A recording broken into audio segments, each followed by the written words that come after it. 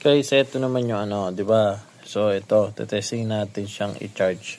Dun sa ito, Poco F3 to. So, saksak natin. So, ayun. Quick charge yung lumabas dito. Tapos dito, naka 5 volts, 2.4 ampere. Oh. Ngayon, lumipat siya sa quick charge na double fast charge and quick charge dito. So, nakita nyo doon sa system ng Poco, naging quick charge siya. Testing natin tipat. Ayun, quick charge ulit.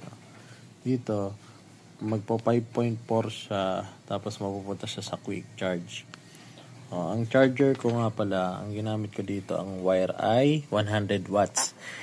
Sager ang brand niyan. So, nasa yellow basket yan. Ito yung DIY power bank with lithium 18650 lithium battery. Tapos ito yung DIY power bank. Tapos ito yung 100 watts type C to type C. Sager power cable, charging cable. Ciao! Nasa yellow basket yan. Check out yun guys. Ciao!